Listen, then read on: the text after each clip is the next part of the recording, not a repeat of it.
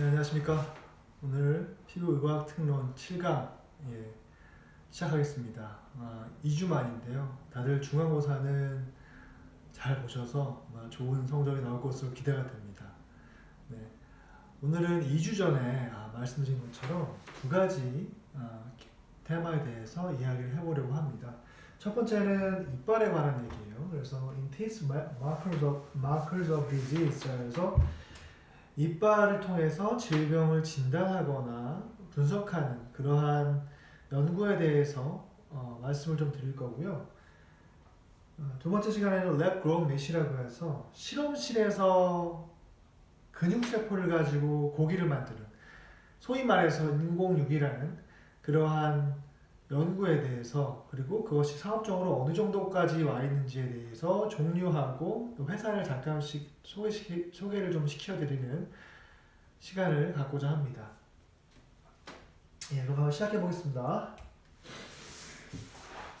먼저 시작하기 전에 제가 좀 재미있는 그런 연구 결과를 좀 소개를 시켜드리려고 하는데, 저희가 피부의과학 특론인데 오늘은 저희가 피부 쪽 얘기가 없잖아요. 그래서 아주 짧게 피부 쪽에 특히 이제 여름이 다가오니까, 그리고 코로나도 거의 종식이 되어가고 있고, 뭐 아직은 뭐 그렇긴 하지만 많은 분들이 야외에서 이제 생활을 하시기에 이제 선크림 같은 걸 많이 바르시잖아요. 그런데 최근에 요건 이제 그 펀메드라고 해서 국립도서관에서 미 국립보건원에서 주최한 전자도서관이거든요. 거기서 제가 열람을 하는데, 여기 보면 트렌딩 아티클이라는 게 있습니다. 뭐 요즘에는 뭐 이제 코로나 때문에 코로나 쪽 논문이 많이 나오고 있는데, 그 중에서 트렌딩 아티클 중에서 선스크린에 대한 얘기가 좀 있어서 좀 공유를 좀 해드리려고 합니다. 그래서 그 선스크린은 항자학과 수업이니까 많은 분들이 아시다시피 뭐 화학적인 케미컬이랑 그다음 물리적인 케미컬이 있는데, 그 화학적으로 많이 쓰이는 것 중에 뭐 아보벤존이나 옥시벤존, 옥토크레인 뭐 이런 제품들이 그 케미컬들이 있죠. 제재가 있는데, 얘네들이 뭐 아시다시피 뭐 많은 부작용들이 있는 것으로 나타나고 있어요. 피부 자극을 더 준다든지, 모공을 막히게 한다든지, 뭐 이러한 보고들이 있어서 그러한 보고들이 있어서 뭐 이제 용량의 제한이 좀 있죠. FDA 허가는 받았지만, 그렇죠. 근데 이제 그 최근에 이제 가이드를 세웠는데, FDA에서 혈장 농도, 그러니까 그 피부에 우리가 발랐잖아요. 그러면 사실 피부 질환은 뭐 그래 피부 질환이 있을 수 있고 뭐 이제 사람에 따라서 다 다르지만 그런 것들을 최소화해보자라고 했는데, 더 나아가서 사실은 피부에 바르는데 이것이 식혀지지 않고 체내로 흡수되게 되면 플라즈마, 즉 혈장, 피에 이렇게 남게 되거든요. 그 피에 남는, 혈장에 남는 잔존량이 0.5 나노그램 per ml이 기준치인데, 실제 현재 사용되고 있는, 미국 내에서 사용되고 있는 그런 스프레이 제제나 크림 제제나 도포 제제들을 4개를 비교 분석을 한 거예요. 그런 논문입니다. 그래서 일주일 동안 잔존량이 얼마 되어 있는지, 아보벤존이나 뭐 여기 나와 있는 케미컬들이 혈장 내, 그러니까 피부 내가 아니라 이것들이 정말 침투를 해서 이 우리 몸의 시스템 내에 얼마나 남아 있는지 잔존량을 일주일 150시간 넘게 측정을 한 거죠. 실시간으로.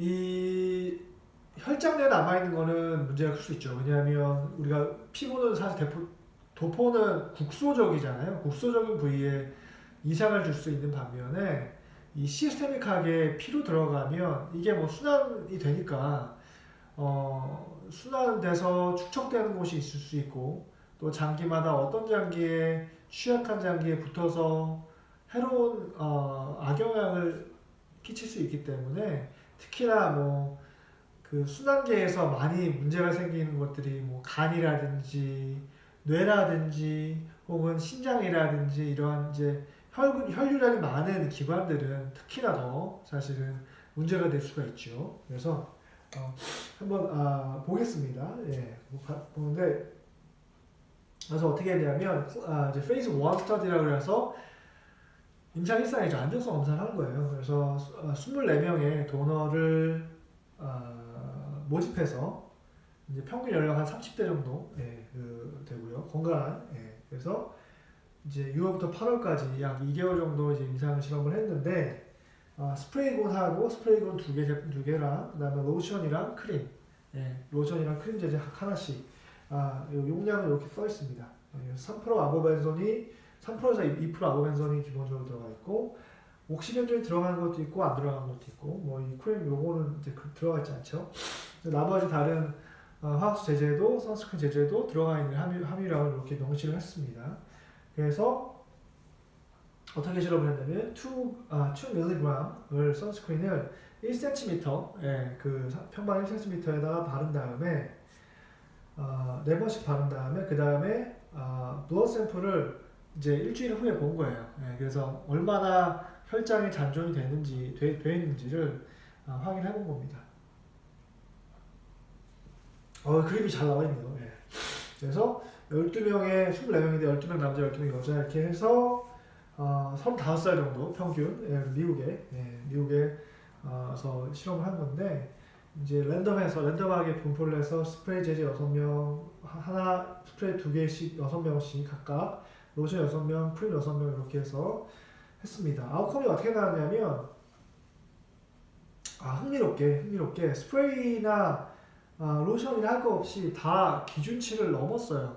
일주일이 지나도 혈장 내에 아까 기준치가 0.5 나노그램 퍼 밀리리터라고 말씀드렸잖아요. 그 기준치를 거의 다 넘었습니다. 거의 넘었고 가장 높은 것이 로션이었고 스프레이 제제도 꽤 높았어요. 그리고 크림 제제가 가장 낮았습니다. 이거 한번 볼게요. 그래서 스프레이 1, 2를 보면 다 넘었어요. 기준치가 여기 지금 선이 이렇게 있거든요. 그래서 타임이 있고 시간이 뭐 이제 1시간, 50시간, 100시간, 150시간. 그러니까 150시간이면 일주일이죠. 아보벤존을 봤더니 아보벤존이 기준치가 많이 내려가지 않는다는 거예요. 그 말은 무슨 말이냐면 순환해서 보통 우리가 피 순환이 돼서 또 이제 계속 여과되고 이렇게 해서 굉장히 계속 우리가 PK라고 해서 뭐 PK라고 해서 약의 동역학을 좀 보면 사실은 빨리 좀 이렇게 배출되는 약들은 뭐 수시간 혹은 수십 시간 안에 빨리 배출이 되거든요. 이 약이라는 게 효능이 나타나고 나서 사실은 빨리 배출이 돼야지 훨씬 좀 좋은 건데 그 인체에 계속 남아있다는 거는 인체의 다른 단백질이나 혹은 다른 물질과 결합을 해서 계속적으로 인체에 해를 가해줄 수 있다는 거기 때문에 사실 좋지 않은 거죠. 아보벤존이나 옥시벤존이 그다지 많이 줄어들지 않아요. 일주일 후에도 남아있는 것을 볼 수 있고 스프레이 2에도 보면 이제 이게 지금 보면은 그래프가 색색마다의 발론티어입니다. 발론티어. 그러니까 개인마다 편차가 있기 때문에 그래서 보니까 한 명을 제외하고는 거의 기준치에 넘어가 있네요. 보통 50시간이 좀 지나면 이제 떨어지는 원만하게 떨어지고 있는데 그것들이 그렇게 크지 않다라는 거죠. 그리고 로션 계열도 보면 아보벤존이 올라갔다가 이제 그 상태로 계속 기준치 이상으로 넘어가는 것을 볼 수 있고 이 옥시벤존도 만만하게 떨어지는 걸 볼 수가 있어요. 만만하게 떨어지는 걸 볼 수 있는데 유일하게 크림 제제가 아보벤존이 그나마 보면 많이 떨어지거든요. 한 4명 정도는 6명 중에 4명 정도는 기준치 이하로 떨어졌습니다. 그리고 그런데 이제 흥미로운 거는 이 크림 제제는 옥시벤존이 같이 들어가 있지 않아요. 옥시벤존이 같이 들어가 있지 않아요. 다른 그 스프레이 제제나 로션 제제는 아보벤존하고 같이 옥시벤존을 같이 넣거든요. 그랬을 때 잔존량이 굉장히 높아지는 것을 볼 수 있어요. 여기도 보면. 그런데 옥시벤존이 없었을 때는 아보벤존의 잔존량이 좀 감소한다라는 것들을 확인할 수 있었었고 이 제품은 크림 제제는 옥시벤존 대신에 이제 이캠슈를 넣었죠. 이캠슈를 넣었을 때는 얘도 잔존량이 현저하게 저하되는 것을 볼 수 있습니다. 그래서 이런 결과를 봤을 때에 0.5 나노그램 per ml의 기준치에 적합한 것들이 사실은 많이 없었다. 예, 많이 없었다는 것을 거의 뭐 통과를 못했고 기준치에 이제 데이 1에는 그러니까 24시간 안에는 거의 없었고 일주일이 지난 다음에 옥시벤전이 포함되지 않은 크림 계열은 떨어지는 것을 기준치 이하로 6명 중에 4명이 떨어지는 것을 볼 수 있었다라는 게 결론입니다. 그래서 뭐 여러분 사실 저는 뭐 이런 화장품이나 선스크린 제제를 개발하거나 연구해본 경험은 많이 없어서 아마 여러분들이 더 잘 알고 계실 텐데 이 섞어 쓰면 더 안 좋다라는 것들이 지금 뭐 연구 결과를 통해서 나왔고요. 아마 이 선스크림도 사실은 최근에 가장 많이 사용하고 있는 여름에 가장 많이 사용하고 있는 저도 사실 사용하거든요. 화장품을 안 써도 선스크린을 사용을 하기 때문에 굉장히 중요한 그런 제재니까 이런 것들을 알고 만들고 그 다음에 그런 것들도 이제 마케팅 포인트를 하시면 훨씬 더 좋을 것 같습니다. 예. 근데 이제 이런 것들이 단순히 피부 자극뿐만 아니라 이것이 침투돼서 혈장 내로 들어가면 더 많은 그 칼시노제네시스나 그러니까 이제 암을 일으키거나 혹은 메타볼릭 디지즈 같은 뭐 대사 질환 같은 것도 위험할 수 있기 때문에 이런 것들을 이제 좀 더 연구를 해야 된다라는 것이 사실 이 논문의 요지예요. 예, 그래서 선스크린의 문제점은 단순히 국소적인 피부에만 지속되는 것이 아니라 그 이후에 그 혈장으로 들어가서 계속 기준 허용치보다 훨씬 높기 때문에 그것 때문에 생기는 그러한 부작용들을 면밀하게 조사할 필요가 있다라는 것이 이 논문의 결론입니다. 네, 여기까지 짧게 저희가 이제 선스크린 제재에 대해서 좀 얘기를 해봤습니다. 그러면 이제 첫 번째 얘기를 한번 들어가 볼게요. 네, 다음 시간에 계속 하겠습니다.